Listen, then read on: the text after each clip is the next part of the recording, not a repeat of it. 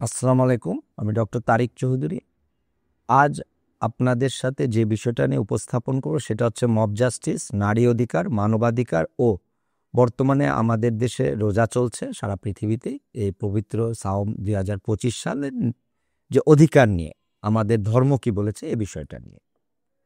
প্রথমে আমি আসি হিংস্র জনতা। অর্থাৎ এদের সংখ্যা কিন্তু কম, কিন্তু মানুষ এদের মুখোমুখি হতে ভয় পায়। সংঘবদ্ধ অপরাধী, এদের সংখ্যা কিন্তু অল্প, কিন্তু আমাদের সাধারণ মানুষ এদের মুখোমুখি হতে ভয় পায়। এমনকি ইভেন আইন শৃঙ্খলা রক্ষাকারী বাহিনীও এদেরকে ধরতে বা এদের প্রতিরোধ করতে অক্ষমতা প্রকাশ করে। এ সরকার একবার বলছে আমরা মত প্রকাশের স্বাধীনতা দিয়েছি, আমরা কথা বলার স্বাধীনতা দিয়েছি, আর 6 মাস পরে বা 7 মাস পরে দেখা যাচ্ছে তারা বলছে সবই তো ঠিক আছে। কে বলছে দেশে অপরাধ প্রবণতা বেড়েছে? কে বলছে? স্বৈরাচারী সরকার বা একটা অবৈধ সরকার বা যখন দাম্ভিক্য চলে আসে একটা সরকার, তারা কিন্তু জনগণকে হাতির 5 পা দেখায়। আমরা এখন দেখতে পাচ্ছি বর্তমান এই যে সরকার, অন্তর্বর্তী সরকার, যেটা 5ই আগস্ট 5 এবং 8ই আগস্টের পরে গত বছর 2024 জুলাই আগস্টের পরে যারা ক্ষমতা নিয়েছেন, তারা এখন জনগণকে হাতির 5 পা দেখানো শুরু করছে। ইভেন আমরা ডক্টর মোহাম্মদ ইউনূস, যার প্রতি সম্মান রেখেই বলছি, তিনি বিগত লাস্ট কয়েকটি সাক্ষাৎকারেই কিন্তু অনেকটা চ্যালেঞ্জ ছুড়ে দিয়েছেন, দেশে সব ঠিক আছে।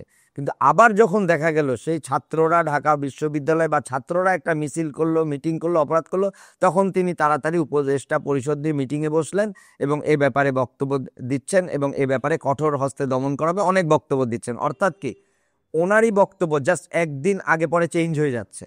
অর্থাৎ ও জায়গায় যেই যাচ্ছে, যেই বসছে ওই চেয়ারে, আমি জানি না বাংলাদেশে এই চেয়ারটায় কি আছে, সেই জনগণকে হাতির 5 পা দেখানো শুরু করে দেয়। এখন আমরা আসি বিগত এই প্রায় 7-8 মাসে, অর্থাৎ এই সরকার যে ক্ষমতায় বসেছে, কতগুলি ঘটনা ঘটেছে।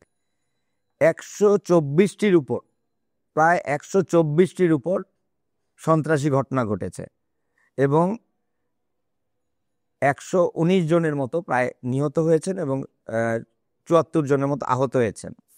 ইভেন এই পবিত্র মাহে রমজান যে সাওমের মাস আমাদের চলছে, এখানেও সরকারি অনেক অন্যায় চলছে সরকারিভাবে, বা এই ছাত্ররা যারা বর্তমানে সরকারের ভিতরে এবং বাইরে অংশ, তারা ভিতরে এবং বাইরে চাঁদাবাজি করছে। ইনফরমেশন সবার কাছে আছে, কিন্তু কে দেখছে?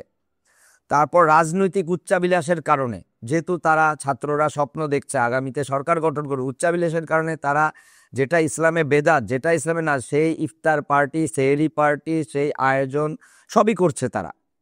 অর্থাৎ যারা আমাদেরকে নির্দেশনা দিবেন, যারা আমাদেরকে সঠিক পথ দেখাবেন, তারাই কিন্তু অন্যায়ের সাথে যুক্ত হয়ে গেছে।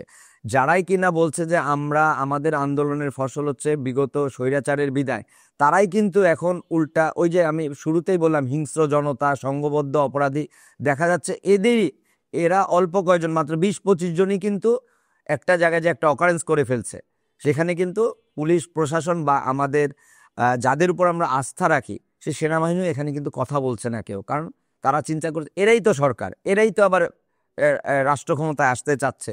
তাই কত বড় যে একটা প্রবলেম, যার কারণে কোনো দেশেই ছাত্র রাজনীতির কিছু লিমিটেশন থাকে। ছাত্র রাজনীতি অবশ্যই জাতীয় স্বার্থে কথা বলে, কিন্তু কোনো লেজুর ভিত্তির জন্য না, ক্ষমতায় যাওয়ার জন্য না। যেটা হচ্ছে বর্তমান হিংস্রতা, সংঘবদ্ধ আক্রমণ এবং সংঘবদ্ধ যে ঘটনাগুলো ঘটছে, দেশে যে আইন শৃঙ্খলা পরিস্থিতি অবনতি করছে, তার প্রধান মূল কারণ। এছাড়াও আরেকটি কারণ রয়ে গেছে, যারা এই সরকার বিগত 7-8 মাসে কিওর করতে পারেনি। যেটা হচ্ছে বিগত 15 বছরে আমরা দেখেছি কি, শিশু লীগ, টোকাই লীগ, সন্ত্রাসী লীগ, তারপর হচ্ছে শ্রমিক লীগ, চাঁদাবাজ লীগ, তারপর হচ্ছে যুবলীগ, ছাত্রলীগ তো আছে, এছাড়া আওয়ামী লীগের ওয়ার্ড ভিত্তিক লীগ তো আছে। এই যে লীগগুলা ছিল, তারা কিন্তু বর্তমানে দেশেই আছে।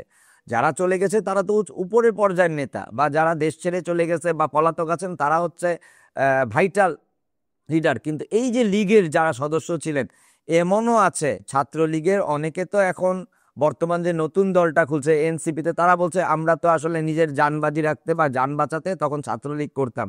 তাহলে তখন যে তুমি অন্যায় করেছো, বুঝে নিলাম তুমি স্বৈরাচার আন্দোলনে জড়িত ছিলা, এখনো তো আবার সেই অন্যায়টা জেগে উঠেছে, কারণ তোমার রক্তে তো ওটা মিশে গেছে, সেই কথা কিন্তু কেউ বলছে না। অর্থাৎ আমাদেরকে, রাষ্ট্রকে হলুদ সাংবাদিকতা থেকে, হলুদ চিন্তা থেকে বেরোয় আসতে হবে, রাষ্ট্রকে চিন্তা করতে হবে। আমি একটা সংস্কার, যেহেতু ওনারা বারবার বলছেন একটা সংস্কারের মাধ্যমে নির্বাচন দিয়ে আমরা একটা সুষ্ঠু জাতির রূপরেখা দেখাবো, তাহলে তাদেরকে তো সেই জায়গাটাকে আসলে পয়েন্ট করতে হবে। যারা ছাত্রলীগে ছিল তারা তো ম্যাক্সিমামে সন্ত্রাসী, আবরার হত্যা ছাড়াও ঢাকা ভার্সিটির র্যাগিং বা বিভিন্ন বিশ্ববিদ্যালয়ের র্যাগিং বা ওই যে হল রুম টর্চার, এটা তো আমরা সবাই জানি, ওপেন সিগারেট। আমরা আয়নাঘরের কথা বাদই দিলাম, আমি শুধু ছাত্রদের কথা বলছি। এই ছাত্ররাই তো এখন নাম পরিবর্তন করে বিভিন্ন ছাত্র সংগঠনে চলে গেছে, কেউ শিবিরে যাচ্ছে, কেউ এনসিপিতে যাচ্ছে, কেউ বা অন্য দলে যাচ্ছে, কেউ বা বলছে আমি এখনো কোথাও যাচ্ছি না, যাব। অর্থাৎ দেখতে হবে তার বিগত বায়োগ্রাফিটা কি, তাকেও সংস্কার করতে হবে। অর্থাৎ সংস্কার একটা সময় দিতে হবে, অর্থাৎ বলতে হবে যে তুমি আগামী এত বছর রাজনীতিতে আসতে পারবে না, তোমাকে আগে প্রমাণ করতে হবে তুমি পরিশুদ্ধ হয়েছো। সেই কথা কিন্তু রাষ্ট্র বলেনি। অর্থাৎ সংস্কারের মানে সর্ষের মধ্যে ভূত আমরা যেটা বলি, সেই জায়গায় কিন্তু রয়ে গেছে। এছাড়াও আমরা দেখি আইন শৃঙ্খলা রক্ষাকারী বাহিনীর গায়েও কিন্তু হাত পড়ছে। এখন কিন্তু দেশে অপারেশন ডেভিড হার্ট চলছে, যেখানে 10,000-এর উপর লোককে গ্রেফতার করা হয়েছে।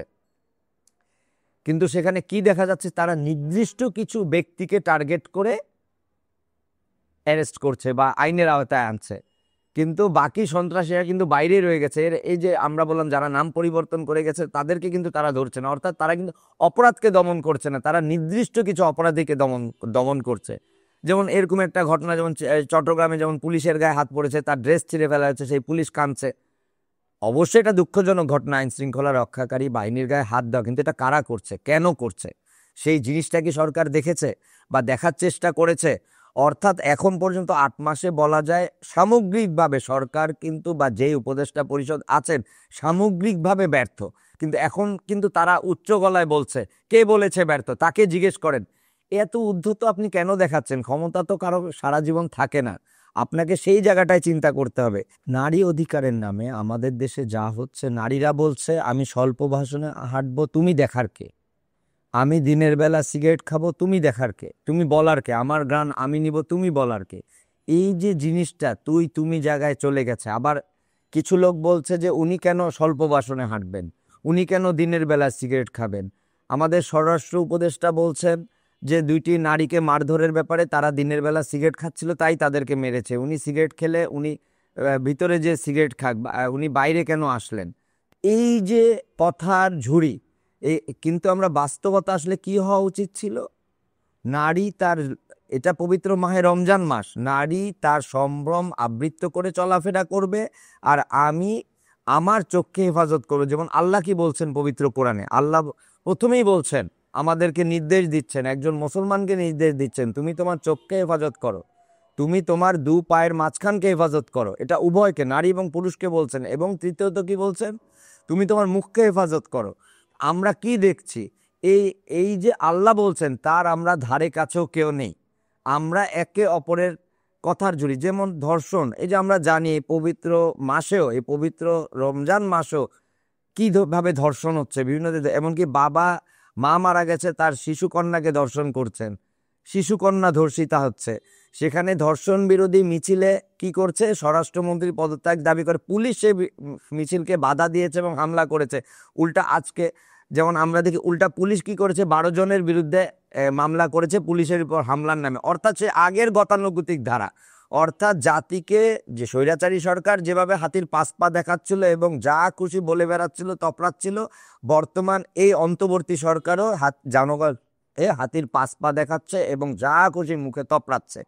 অর্থাৎ সোজা কথা, তারা যে ব্যর্থ, তারা যে রাষ্ট্র পরিচালনায় ব্যর্থ হয়ে গেছে, তারা যে এই যে শিশু ছাত্রগুলাকে নিয়ে রাজনৈতিক দলকলা এবং সরকার পরিচালনা, চাঁদাবাজি এবং বিভিন্নভাবে জনগণকে হেনস্থা করা, তারপর বিভিন্ন অপরাধ কর্মে জড়িত, সব মিলিয়ে তারা এখন মানে হচপচ, মানে খিচুড়ি রেঁধে ফেলেছে।